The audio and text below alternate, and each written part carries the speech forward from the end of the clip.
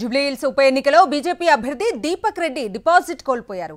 Greater సిటీలో బాగా బలం ఉందని చెప్పుకుంటున్న కమలనాథుల్ని ఉప ఎన్నిక ఫలితం కంగు తినిపించింది. వచ్చిన ఓట్లు చూసి అవాక్కయ్యారు. దీంతో రాష్ట్ర బీజేపీ నాయకత్వంలో అంతర్మథనం మొదలైంది. ఓటమి బాధ్యత ఎవరిదనే చర్చ జరుగుతోంది. లోకల్ ఎంపీగా కేంద్ర మంత్రి కిషన్ రెడ్డి బాధ్యత వహిస్తారా, రాష్ట్ర పార్టీ అధ్యక్షుడిగా రామచంద్రరావు ఓటమి భారాన్ని మోస్తారా అంటూ కమలం పార్టీ కార్యకర్తలు చర్చించుకుంటున్నారు. మరి నాయకుల మనసులో ఏముంది? వాజీ స్టోరీ. జూబ్లీహిల్స్ ఉప ఎన్నికను బీజేపీ రాష్ట్ర నాయకత్వం సీరియస్ గా తీసుకోలేదని, అసలు మొదటి నుంచి ఆసక్తి చూపలేదని కమలం పార్టీ కార్యకర్తల్లో టాక్ నడుస్తోంది. నామినేషన్ గడువు ముగిసే ముందే అభ్యర్థిని ప్రకటించారు. దీంతో ప్రచారం విషయంలో బీజేపీ అభ్యర్థి బాగా వెనుకబడిపోయారు. తొలి అడుగే మైనస్ గా మారింది. కాంగ్రెస్, బీఆర్ఎస్లు అభ్యర్థులను ప్రకటించి ప్రచారంలో దూసుకుపోతుంటే బీజేపీ అభ్యర్థి ఎవరో తెలియక ఆ పార్టీ కార్యకర్తలు దిక్కులు చూశారు.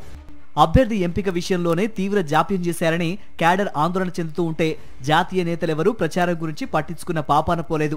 లోకల్ ఎంపీగా ఉన్న కేంద్ర మంత్రి కిషన్ రెడ్డి, ఎంపీ రఘునందన్ ప్రచారం నిర్వహించారు. ప్రచార గడువు ముగియడానికి 3 రోజుల ముందు మరో కేంద్ర మంత్రి బండి సంజయ్ ఎంట్రీ ఇచ్చి ఓట్ల పోలరైజేషన్ కోసం తీవ్రంగా ప్రయత్నించిన కమలం పార్టీ అభ్యర్థికి పెద్దగా ప్రయోజనం కలగలేదు.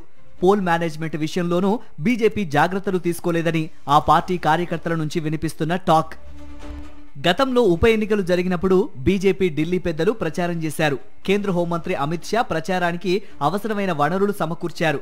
కానీ జూబ్లీహిల్స్ ఉప ఎన్నికల్లో మాత్రం ఆ సీన్ కనిపించలేదు. పార్టీ అభ్యర్థిగా దీపక్ రెడ్డి పేరు ప్రకటించి జాతీయ నాయకత్వం చేతులు దులుపుకుంది. బీజేపీ అగ్రనేతలకు, రాష్ట్ర నాయకులకు మధ్య గ్యాప్ వచ్చిందనే ప్రచారం జరుగుతోంది. అందువల్లే ఢిల్లీ పెద్దలెవరూ ఇటువైపు రాలేదనే టాక్ నడుస్తోంది. హైకమాండ్ పట్టించుకోకపోతే ఫలితం ఎలా ఉంటుందో చెప్పడానికి జూబ్లీహిల్స్ పెద్ద ఉదాహరణ అంటున్నారు. మరోసారి ప్రధాని అయ్యాక నరేంద్ర మోదీ ఒక్కసారి కూడా తెలంగాణకు రాలేదు. అసలు అగ్రనేతలెవరూ తెలంగాణ వైపు చూడడం లేదు.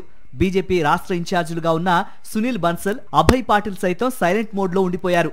పార్టీ రాష్ట్ర అధ్యక్షుడిగా రామచంద్రరావు బాధ్యతలు చేపట్టిన తర్వాత జరిగిన తొలి ఉప ఎన్నికలో దారుణ పరాభవం కలిగింది. ఇక కేంద్ర మంత్రి కిషన్ రెడ్డికి తన పరిధిలో ఉన్న జూబ్లీహిల్స్ ఉప ఎన్నిక ఫలితం చేదు ఫలితాన్నిచ్చింది. అసలు ఈ దారుణ ఓటమి బాధ్యత ఎవరు తీసుకుంటారనే చర్చ పార్టీలో జరుగుతోంది. ఓటమి నుంచి గుణపాఠం తీసుకుంటారా లేదా అనే చర్చ కూడా మొదలైంది.